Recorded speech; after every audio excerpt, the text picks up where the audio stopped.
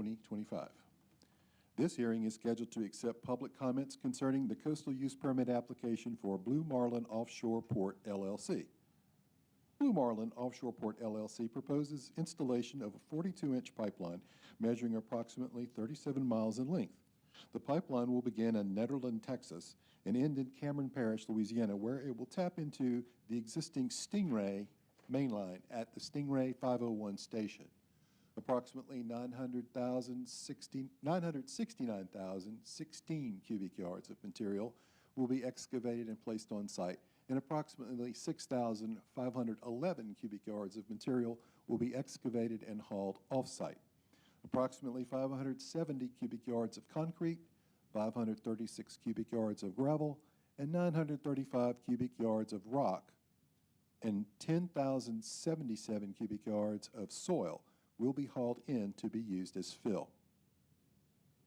This hearing is not being conducted in a question and answer format. There will be no decision rendered at this public hearing. Please remember that the purpose of this public hearing is for the Louisiana Department of Conservation and Energy to receive your comments concerning the coastal use permit application.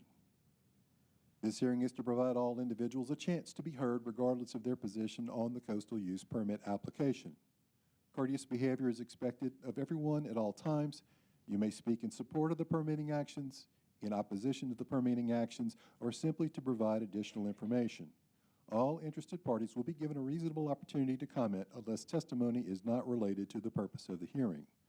All comments heard and transcribed during this hearing and all written comments received during the comment period will be evaluated and considered in the Department's permit decision process.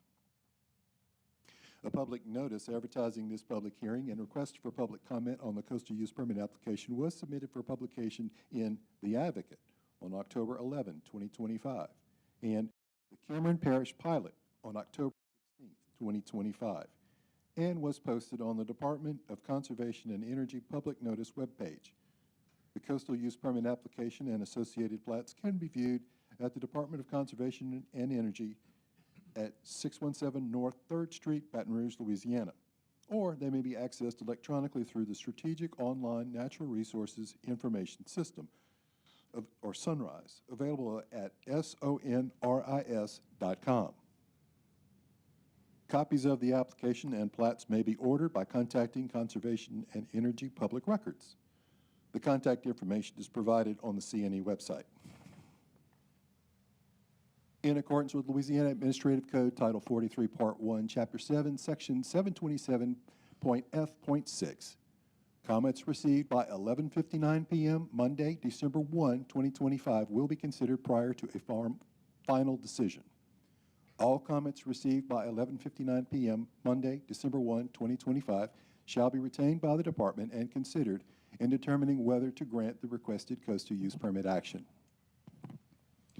Written comments on this coastal use permit action may be submitted to Ms. Lorna Putnam-Duyon, CNE Office of Permitting and Compliance. Agency contact information for submitting comments or for requesting information is available at the registration table. If you have already submitted comments, there is no need to resubmit them as part of this proceeding. The Department will provide up to 15 minutes to the permit applicant for an introductory presentation. Thereafter, the order of tonight's hearing will be based on order in which the speaker registration forms were received. Preference, when requested, will be given to elected public officials to speak at any time during the hearing. However, any time limit set for citizen testimony shall apply to public officials. Anyone who registered to speak but did not provide the necessary information will be given the opportunity to speak. However, they will be called last in the order of registration. This hearing is being transcribed. Therefore, I will ask that each speaker begin by stating for the record their name, their address, and any organization he or she may represent. And I would like to remind you to turn off all cell phones. Thank you. This time, I would like to ask the permit applicant's representative to make an introductory presentation. Thank you. If you guys can't hear me, please let me know and I'll adjust this mic or scoot closer if I need to. My name is Justin Minter. I am with Energy Transfer, or Blue Marlin Offshore Port. Again, thank you guys for the opportunity to speak and just share a brief overview of our Blue Marlin Offshore Port project, or if you hear me refer to it as BMOP. So our project, the Blue Marlin Offshore Port, is being designed to transport crude oil from our existing crude oil terminal in Nederland, Texas, over to the existing Stingray pipeline, where it will then continue its travel offshore to an existing offshore platform, where it will ultimately be loaded onto very large crude carriers. So the project has a few different components. One probably of most interest today, and one which we are seeking a coastal use permit for, would be construction of a new approximately 37-mile, 42-inch pipeline, again, from our existing terminal in Nederland, Texas, down to an existing facility in Cameron Parish, Station 501, as previously mentioned. Again, originates at our Nederland facility, obviously would be construction of a pump station and supporting equipment at that facility, new build pipeline down to the existing Station 501 in Cameron Parish. There, as mentioned previously, some site expansion work that is required there to accommodate some equipment for this pipeline. Tying in to the existing Stingray line. From there, it runs down to Station 701. Again, some work at Station 701 to remove some natural gas equipment that is existing down there that is no longer needed for this particular project. And then from there, once it hits the offshore platform that's located in West Cam 509, there is some rework to that existing platform complex out there to accommodate the change in service from natural gas to crude oil.